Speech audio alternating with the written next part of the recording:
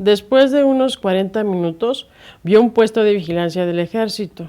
Detuvo el auto y uno de los militares se acercó a él. Rafael explicó los motivos de su visita y el militar lo hizo bajar del vehículo. Le ordenó que pasara a una carpa donde se encontraba el personal estadounidense. Después de más de una hora de deliberaciones, logró convencerlos de que hablaran con el doctor Jensen. Unos minutos más tarde, un jeep con militares lo escoltaba al campamento.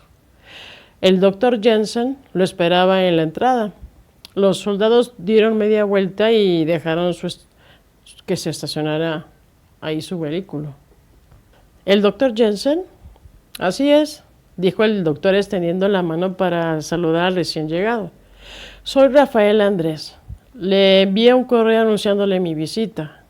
Mucho gusto de conocerlo, dijo el doctor Jensen. No he podido responder a su mensaje. Bueno, no importa, ahora estoy aquí. Venga, acompáñeme a la carpa principal. Los dos hombres entraron al campamento. Rafael no entendía por qué había pasado con tanta seguridad para llegar a una excavación arqueológica, pero no le pareció correcto preguntar sobre el asunto. Dentro de la carpa principal se encontraban unas personas. El doctor Jensen los presentó como sus asistentes. Era la doctora Elena Sánchez y José García. Rafael los saludó de mano. ¿Qué lo trae desde tan lejos?, preguntó la doctora Sánchez.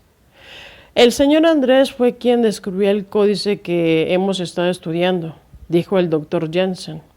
Oh, felicidades, dijo la doctora Sánchez. Es un gran descubrimiento. Existen solamente otros pocos códices en el mundo. Gracias, dijo Rafael. Ha sido solo una casualidad. El códice se encontraba oculto en un antiguo escritorio de la familia. Su contenido es muy interesante, dijo la doctora. Siéntese a la mesa. Le mostraremos lo que hemos averiguado hasta ahora. La doctora Sánchez dio unos pasos y sacó las copias del códice de un archivero. Las puso sobre la mesa y se sentó junto a José y Rafael. Lentamente fue explicando a detalle cada una de las hojas, incluso las teorías del sueño que había rechazado el doctor Jensen, quien se disculpó, obviamente enfadado, y salió de la carpa. Rafael escuchó a José y a la doctora Sánchez por espacio de media hora. Le alegraba ver la emoción que ambos sentían cuando hablaban de sus hipótesis. Después de todo, el viaje a México había valido la pena, pensó. Los arqueólogos eran mucho más amables de lo que esperaba, y los datos sobre lo que hablaban el códice era algo fascinante. O sea que el códice habla sobre el nacimiento del sexto sol. Así es, dijo la doctora Sánchez, pero no solamente habla de eso, también su existencia de otros niveles de conciencia y de sus transformaciones. Este códice habla de algo que nuestra civilización no conoce. La mayoría de sus láminas son un complejo misterio. No hemos podido interpretarlas. Pues a pesar de todo, es asombroso que hayan descubierto todo esto. Tengo algo que mostrarles. Rafael sacó de su mochila la copia del escrito de su antepasado había dejado justo al códice. José y la doctora lo leían sorprendidos. Sabían que estábamos sobre la pista correcta, dijo José. ¿Qué creen ustedes que mi antepasado quiso decir con este mensaje? Creo que está advirtiendo sobre la leyenda que aparece en el códice, respondió José. El sexto sol, la oscuridad alumbrará. Se refiere al nacimiento del sexto sol, la llegada de la luz, pero no sé a qué se refiere con la oscuridad. ¿Estará hablando de un eclipse, quizás? No lo creo, dijo la doctora. No habrá eclipses cercanos a la fecha del nacimiento del sexto sol, el 21 de diciembre de 2012. Entonces, ¿a qué se estará refiriendo? Rafael estaba pronunciando la pregunta cuando alguien entró a la carpa. Una mujer de aproximadamente 35 años. Era la doctora Hayes. Rafael volteó a la entrada y la miró fijamente. Sara se quedó como muda al verlo. Esperaba encontrar al doctor Jensen en la carpa. Elena Sánchez se levantó de su silla y dijo: «¡Qué sorpresa, doctora Hayes! Bienvenida. Pase a sentarse, por favor». «Estoy buscando al doctor Jensen», respondió Sara, mientras se sentaba al lado de Rafael Andrés. «El doctor Jensen salió hace un rato de la carpa. Debe andar en las excavaciones». José le ofreció para ir a buscarlo y Sara asintió. Luego volteó para encarar a Rafael. «Hola, soy Rafael», dijo él, mirando fijamente sus ojos verdes. «Perdón, qué grosera», dijo la doctora Sánchez. «Olvidé que ustedes no se conocían». «¿Doctora Hayes?» «Él es el señor Rafael Andrés. Ha venido desde España a investigar el significado de un códice maya». Sara miró a la doctora Sánchez y luego dijo: «¿Un códice?» «Es un pergamino muy antiguo que el señor Rafael descubrió oculto en un escritorio del siglo XVI». «Qué interesante», dijo Sara, volteando a ver a Rafael. «El doctor Jensen no debe demorar», dijo la doctora Sánchez. «¿Quiere tomar un café o agua?» «Un café». «¿Eres arqueóloga?», preguntó Rafael con un marcado acento español. «No, yo soy astrofísica. Trabajo para la NASA». «¿La NASA?», dijo Rafael sorprendido. «¿Qué están haciendo aquí en medio de la selva mexicana?». Sara no sabía qué responder y Rafael no le quitaba los ojos de encima. «Tenemos un campamento para realizar estudios sobre el clima de la zona». «¿El clima?», dijo Rafael. «Nunca pensé que los científicos estadounidenses fueran tan hermosas». Sara se quedó sin aliento cuando escuchó eso. Tragó saliva y, nerviosa, cambió el tema. «¿A qué te dedicas?» «Soy arquitecto. Tengo una compañía constructora en Madrid», dijo Rafael. «¿Has estado alguna vez en España?» «Sí, hace muchos años», dijo Sara. «Viajé por algunos países de Europa, entre ellos España. Me gustó mucho». Rafael sonreía y la miraba fijamente a los ojos. Sara no sabía de qué más podían seguir conversando y sentía un nerviosismo muy extraño en presencia de aquel hombre. En ese momento, regresó la doctora Sánchez con el café de Sara. Lo puso sobre la mesa y le preguntó: «¿A qué debemos el honor de su visita, doctora Hayes?». Sara titubeó un momento y luego contestó: «Quería escuchar la opinión del doctor Jensen sobre un símbolo que desconozco». «Pues muéstramoslo», dijo la doctora. «Todos somos arqueólogos aquí». «Por supuesto», dijo Sara. Entonces sacó una fotografía con el símbolo que había encontrado en la galería y la puso sobre la mesa. «Impresionante», dijo la doctora Sánchez. «Es la representación del Hunab-Ku, tallado magistradamente en piedra». «Pero, ¿de dónde proviene esta luz azulada? ¿Dónde tomó esa fotografía?» «Fue una exhibición en un museo de Houston», mintió Sara de nuevo. «Increíble. Nunca había visto nada igual. El escultor que hizo esto es un verdadero maestro. Mire la definición de los bordes. ¿Qué tipo de herramientas usó para tallar este símbolo?». Rafael, que no dejaba de escuchar a la doctora Sánchez, se acercó para ver la fotografía. «No lo sé», dijo Sara. «Yo solo pasé por ahí y tomé la foto». «¿Qué significa este símbolo?». «Es un símbolo muy antiguo. Probablemente procede de la cultura olmeca, que fue anterior a los mayas y a los aztecas. Algunos antropólogos lo relacionan con los mayas. Ellos consideraban que el poder de la creación era la gran obra del Dios Supremo, o Hunab-Ku.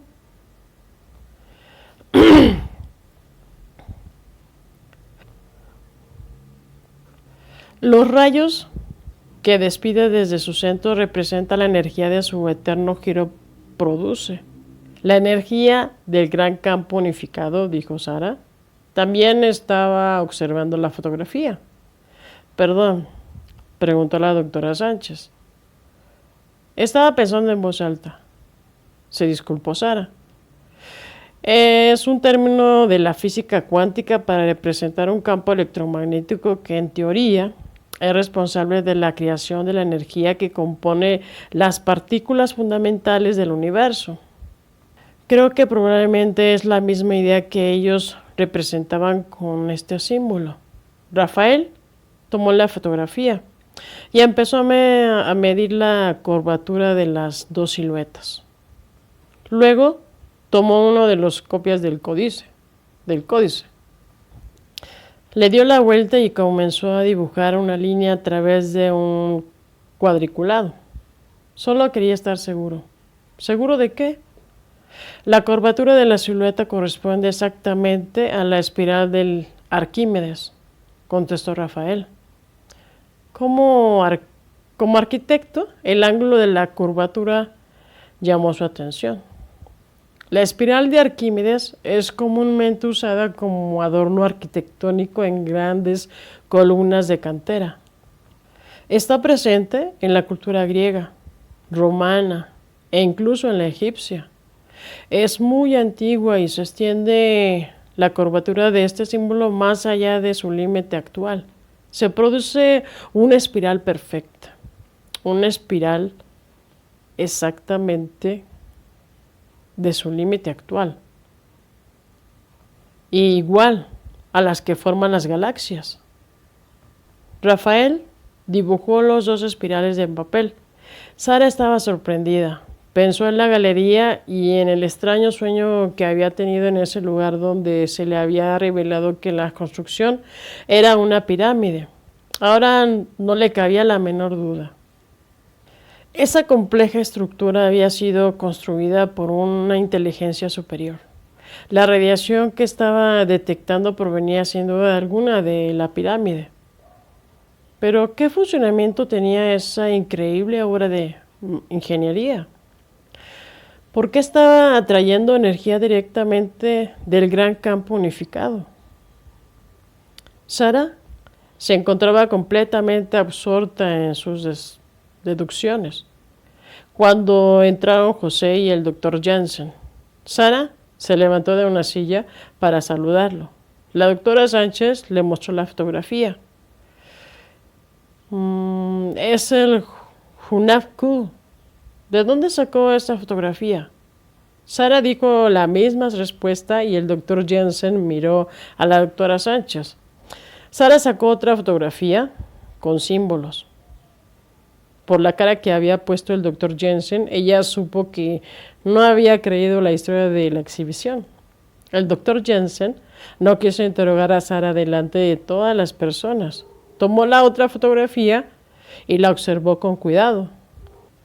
Nunca había visto esto jeroglíficos, dijo Jensen.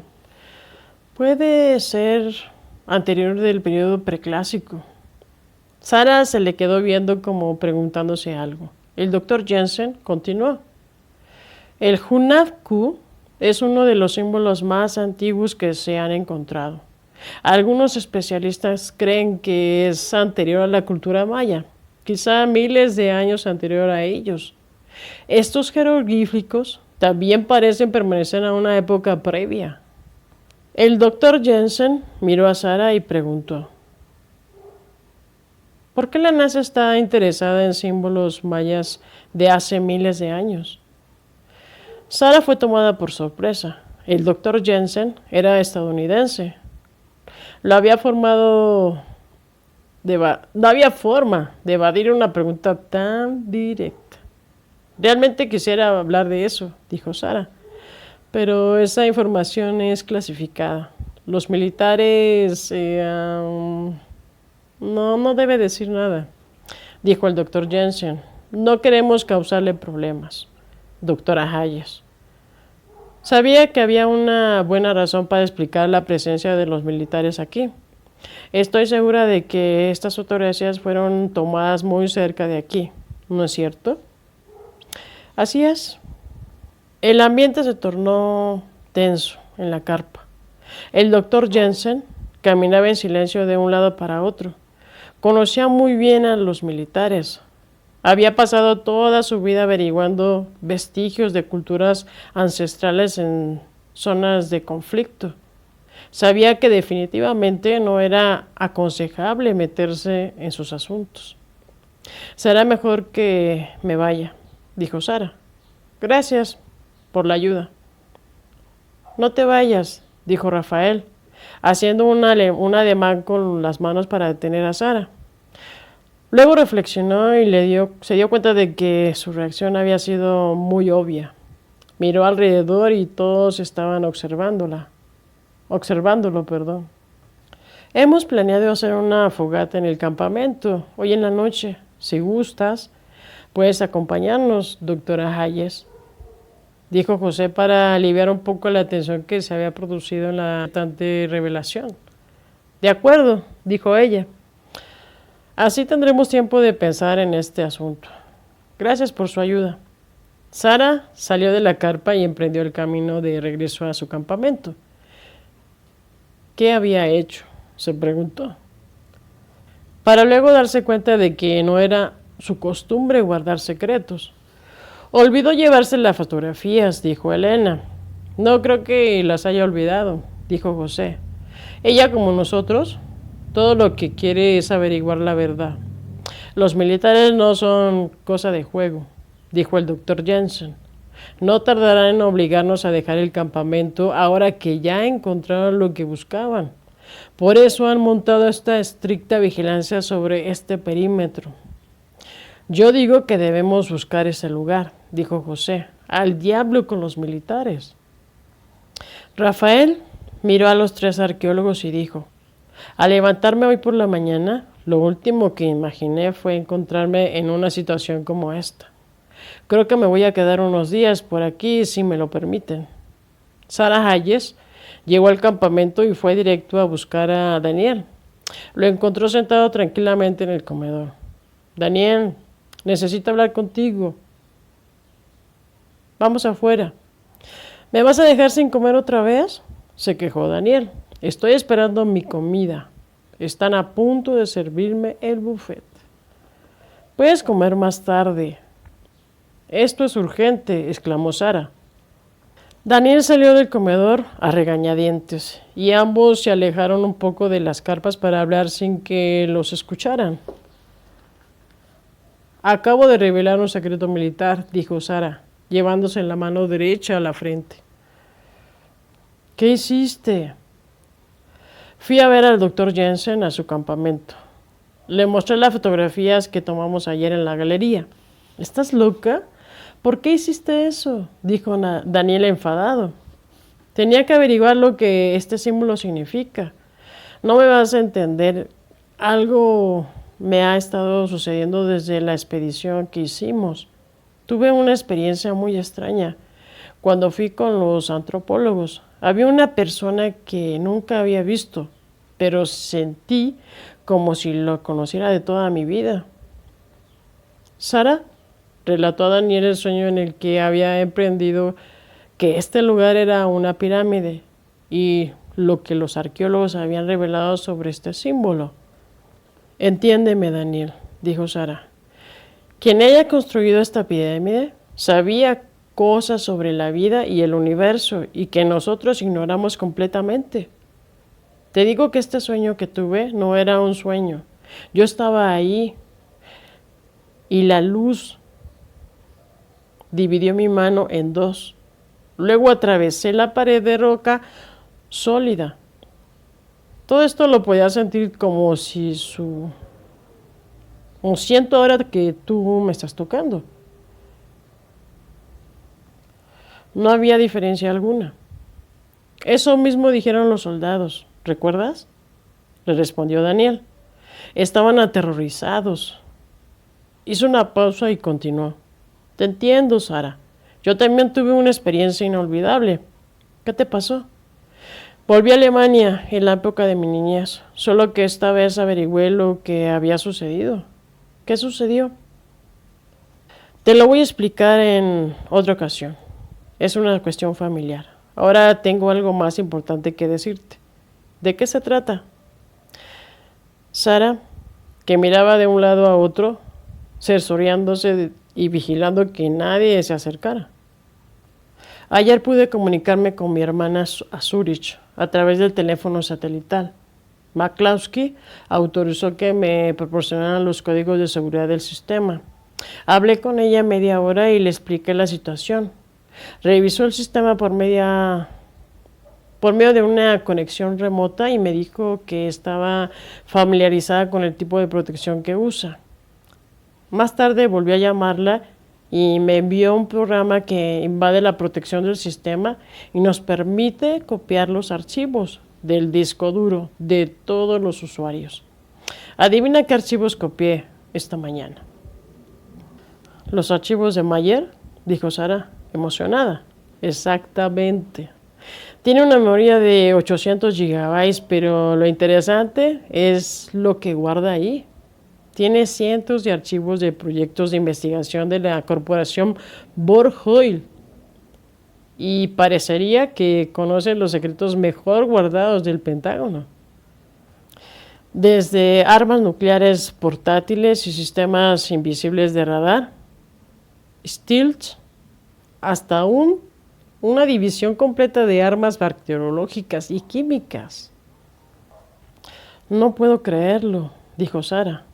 ¿Borg-Hoyle ha estado espiando de los archivos secretos del Departamento de Defensa?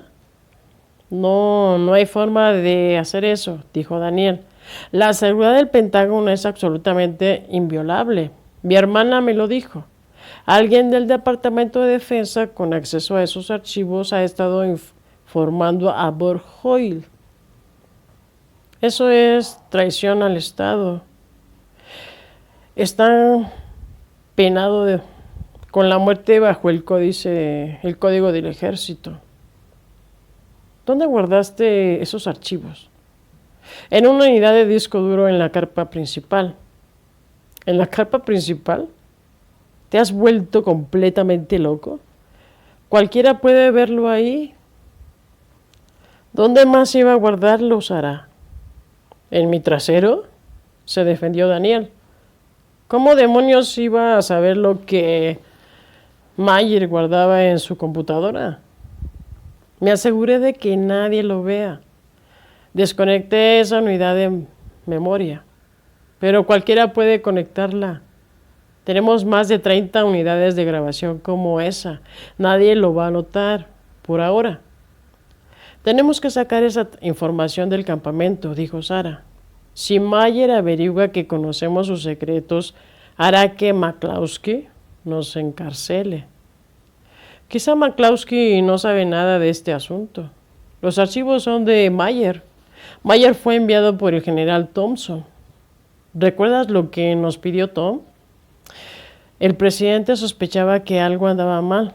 Alguien muy cercano a él le generaba mucha desconfianza. No tenemos alternativa, Daniel. Si Mayer se da cuenta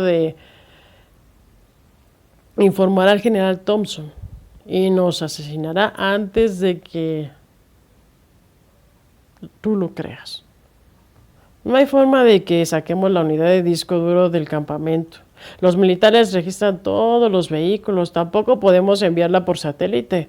Podría caer en manos de cualquiera y sería mucho más arriesgado. Sara estaba muy nerviosa. El general Thompson era sin duda el responsable del robo de la información al Pentágono. Su vida y su carrera estaban en juego. No iba a dudar en asesinarlos si se enteraba de que ellos tenían en su posesión archivos que lo delataban. Quizá haya una forma de sacar la información del campamento, dijo al fin. Si no funciona, entonces tendremos que destruirla. ¿Cómo demonios nos metimos en esto, Sara? Si destruimos la información, Tom y el presidente no tendrán pruebas para acusar al general Thompson. Quien quiera que esté detrás de esto está jugando con las vidas de millones de personas, dijo Sara. Ahora que hemos descubierto la pirámide, van a tratar de usar esa tecnología para sus fines. Por eso están aquí, para asegurarse de que nadie más se apodere de esa tecnología. En caso de que esta tecnología tenga algún uso práctico, debe ser usada en beneficio de la humanidad. La pirámide debe ser estudiada por científicos de todos los países. El mundo debe saber de su existencia. ¿Por qué crees que le entregué la fotografía al doctor Jensen? No puede ser partícipe de un proyecto que atenta contra los intereses de la humanidad entera. Desgraciadamente, has puesto en peligro a esa gente. ¿Ya viste cómo detienen a todo aquel que posee información que ellos consideran clasificada? Miran los datos de la estación de la Antártida. Los ocultaron deliberadamente. No hubiéramos podido impedir el maremoto, pero quizá los gobiernos podían haberse prevenido un plan de evacuación más efectivo si hubieran conocido el riesgo. Lo sé. No podemos permitir que el mundo siga funcionando de esa manera. Tenemos que advertir al doctor Jensen y a su equipo. Van a tener una reunión hoy en la noche, una fogata. Debemos ir a hablar con ellos. Daniel estaba sumamente nervioso. No paraba de mirar de un lado a otro. Tranquilízate, Daniel. Vas a llamar la atención de los soldados. Mejor vayamos a comer. Sara siguió a Daniel hacia el comedor. Fueron a la hora de que se sirvieron roast beef con puré de papa y ejotes hervidos. Sara tomó un pay de manzana como postre y luego se sentaron a comer. El día avanzaba y las noticias sobre el desastre en China y Japón seguían saliendo en la televisión, después de 24 horas transcurridas desde la catástrofe. La cuantificación de los daños alcanzaba los billones de dólares. El saldo para la economía de estos países era la pérdida de más de 10 millones de puestos de trabajo. La pérdida de vidas humanas no había podido calcularse, pero los primeros pronósticos habían sido demasiado optimistas. Ahora se calculaba que más de 2 millones de personas habían fallecido en cuestión de segundos tras el impacto de las olas. ¿2 millones de personas?, dijo Daniel. ¿Cómo puede recuperarse un país de semejante pérdida? ¿Ya obtuvieron los datos que estábamos esperando de los satélites? Todavía faltan los últimos cálculos, pero es un hecho que hubo un movimiento brusco del eje de rotación, dijo Daniel, que había terminado de comer y se sentía un poco más tranquilo.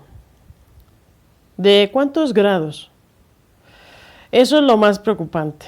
Parece que fue menos de 0.6 grados de inclinación. ¿Y ese movimiento produjo un terremoto de esa magnitud? Me temo que sí. Sara terminó su comida y se llevó la mano al rostro. La presión a la que estaba sometida empezaba a hacer efecto sobre sus nervios. Daniel estaba recargado sobre una silla y se veía muy agotado. Creo que es mejor que nos vayamos a descansar por un rato, dijo Sara, levantando su charola de la mesa. Está bien, dijo Daniel. Voy a dormir un poco en el remolque. Nos vemos cuando el sol se oponga, le dijo Sara. Los dos salieron del comedor y se fueron a sus respectivos remolques. Sara se acostó de inmediato. Tenía que idear un plan para sacar el disco duro del campamento, pero pensó que por el momento era mejor descansar un rato.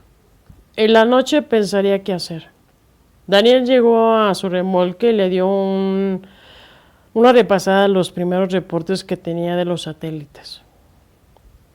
El maremoto había azotado a los países de Asia. Era una prueba del delicado equilibrio con el que nuestro planeta ejecuta su desplazamiento.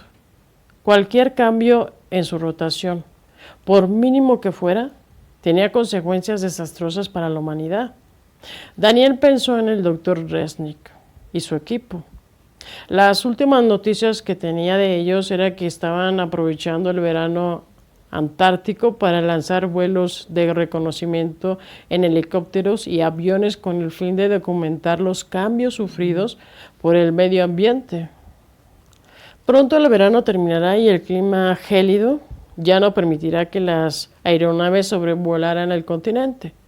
Las investigaciones de su equipo eran cruciales para determinar los cambios climáticos que el planeta sufría en el futuro. Daniel se puso a reflexionar sobre el hecho de que los humanos estaban alterando drásticamente el equilibrio del planeta. El tsunami había sido tan solo una manera de lo que podía suceder. Daniel se acostó en su cama y se recordó que su madre lo ponía a rezar todas las noches por la salud y el bienestar de su familia. Esta vez él iba a rezar por el bienestar de la humanidad. El cansancio lo venció y encontró en un profundo sueño. Despertó unas horas más tarde y miró a través de la ventana. El sol se había ocultado por completo y recordó que había acordado encontrar a Sara al atardecer. Fue a su pequeño baño y se mojó la cara con agua fría. Se cambió la camisa, tomó sus lentes y se dirigió al remolque de Sara. Tocó la puerta y una voz desde adentro contestó: «Puedes pasar, Daniel. La puerta está abierta». Daniel entró al remolque y pudo ver la puerta del baño abierta y con la luz.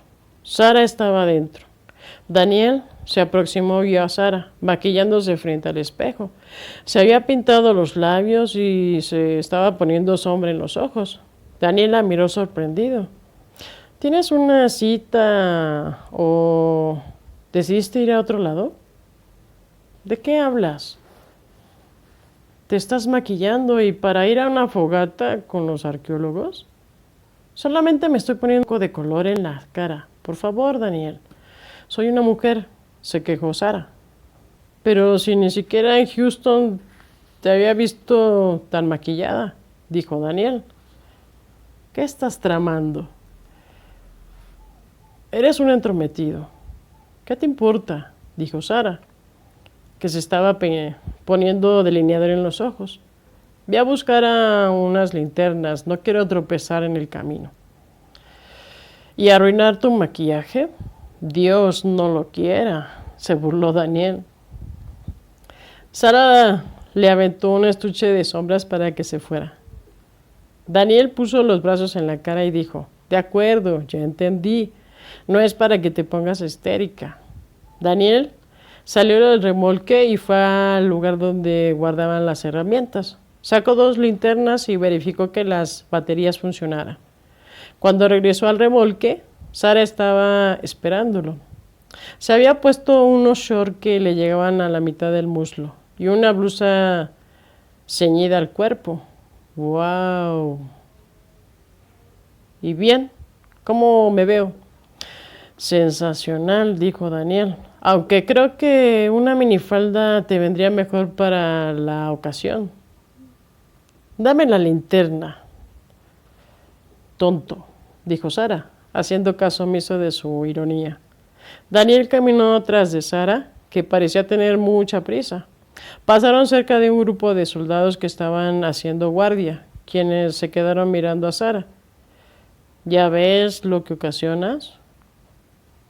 ¿Cómo se te ocurre ponerte este atuendo en medio de la selva?, se quejó Daniel.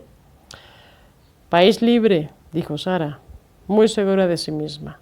Después de caminar unos minutos, Sara y Daniel llegaron al campamento de los arqueólogos. Casi todos reunidos frente al fuego. Algunos asaban salchichas en las brasas y otros bebían cerveza. Rafael estaba sentado a una silla, platicando con José. La doctora Sánchez los vio aproximarse y los fue a recibir. Bienvenidos, voy a traerles unas sillas. Si desean tomar algo, las cervezas y los refrescos están en esas hieleras de aquel lugar. Yo puedo ayudarte con las sillas, dijo Daniel a Elena Sánchez, y se alejó con ella. Sara se quedó sola por un momento y vio que Rafael se aproximaba. El corazón le empezó a latir rápidamente. Me alegro de verte, dijo Rafael. Te he estado esperando. Sara no sabía qué responder. Hacía mucho tiempo que no se sentía nerviosa frente a un hombre. Pues aquí estoy. Quería verte. Ambos se quedaron callados por un momento hasta que Rafael parecía reiniciar la conversación. Preguntó a Sara. ¿Qué demonios está sucediendo aquí? Sara miró a Rafael a los ojos y le dijo, es muy complicado. No creo que debamos involucrarte en este enredo. Puedes confiar en mí. Cuéntame todo desde el principio. Capítulo 24. Las luces de los corredores se fueron apagando paulatinamente y Anja dio el último recorrido que la llevaría hasta los aposentos. La concejal Antea había reunido a ella y a sus 3 compañeros para informarles que el maestro Singh llegaría el día de mañana para reunirse con ellos. Tenía noticias importantes que darles. La concejal casi no había hablado con Anja, lo cual le pareció muy extraño. Se suponía que iba a empezar su entrenamiento en ese lugar, pero no había hecho otra cosa que recorrer el complejo de la escuela durante todo el día con sus compañeros. Anja se quitó el traje de entrenamiento y vio que habían llevado su equipaje a la recámara. Se metió a la tina de baño y dejó correr agua caliente para sumergirse y relajarse un poco. Las pantorrillas le dolían de tanto que había caminado ese día. La escuela era inmensa y apenas pudo visitar la mitad de las instalaciones. Muchas otras áreas permanecían cerradas y solamente los miembros activos del consejo tenían acceso a esos lugares. Dina fue su guía durante el recorrido. Ella estaba encargada de la seguridad de las grandes bibliotecas de la escuela. Los textos más importantes del Gran Consejo estaban siendo grabados en enormes láminas de granito para asegurar su supervivencia con el paso del tiempo.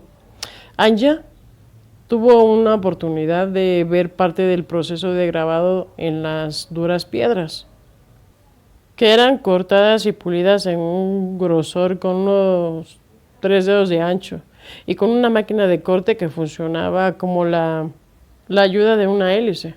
La hélice era propulsada por el viento y haciendo crear un engranaje bastante grande. Un mecanismo de engranes reductores transportaban el movimiento del engranaje principal y aumentaban la velocidad de este cientos de veces. Una enorme sierra de metal y una piedra de lijado estaban conectadas al último engranaje, el cual giraba a una velocidad sorprendente. El operador de la sierra cortaba y pulía grandes bloques de piedra, los cuales eran llevados a la sección de grabado. Ahí un grupo de escultores utilizaba tinta y cinceles de hierro para tallar la piedra. Dina le explicó a Anja que la tinta tenía un tratamiento especial que reblandecía la piedra. La presión del golpe del cancel penetraba la piedra aproximadamente 3 milímetros y era capaz de realizar el más intrincado grabado. El resultado era asombroso. Las láminas quedaban grabadas con una precisión milimétrica. El proceso era lento y agotador, pero los escultores disfrutaban hacerlo. Era como una terapia concentrada su atención en el trabajo tan minucioso. Dina le aseguraba que ese tipo de trabajo despejaba la mente y tranquilizaba hasta el hombre más nervioso del mundo. ¿No habría sido más fácil grabarlo todo en metal?, preguntó Anja. El metal se oxida con los años. La piedra no sufre oxidación y dura más años si se le protege el sol y la lluvia. Además, es muy fácil de obtener que el metal, pues este debe ser extraído, separado y fundido antes de que pueda grabarse. La piedra es mucho más abundante y no hay necesidad de hacer grandes excavaciones bajo la tierra. Dina le explicó también que el proceso de extracción de metal era muy peligroso para los humanos. Cuando se perfora la tierra, esta libera gases inflamables que pueden causar explosiones. Por eso el metal era tan raro en su civilización. La vida humana tenía prioridad sobre cualquier material que su sociedad requiriera. Estos textos deben ser muy importantes para el consejo, dijo Anja. Se lleva un trabajo considerable grabar en la roca. ¿Tienes idea de lo que dicen? Dina miró a Anja con sorpresa. ¿Cómo podría saber lo que dicen? Están escritos en alfabeto sagrado. Nunca había visto textos en alfabeto sagrado. Tan solo conozco un par de símbolos. ¿No conoces ninguna palabra en el lenguaje secreto? Le preguntó Dina. Ninguna. Oren ha empezado a escribir las primeras lecciones por parte de los maestros y el consejo, pero no habla al respecto como nosotros. Ese tipo de enseñanza es confidencial, incluso para nosotros. Anja había escuchado muy poco acerca del lenguaje secreto. Solamente los miembros del consejo lo conocían. Se enseñaba de generación en generación a los miembros más avanzados de la cuarta escuela. ¿Cómo logró Oren tomar mi espada sin tocarla?, preguntó Anja. Esa habilidad fue un regalo de poder que recibió de sus espíritus protectores, contestó Dina. El conocimiento que lleva a desarrollar esa habilidad le fue otorgado de un viaje de conciencia. Nunca había visto a nadie hacer eso, hasta el día de hoy. Lo extraño no fue que sucedió dos veces. Primero fue la concejal y luego Oren.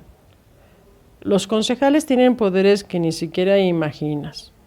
Ellos han desarrollado la mayor parte de la tecnología que ves aquí.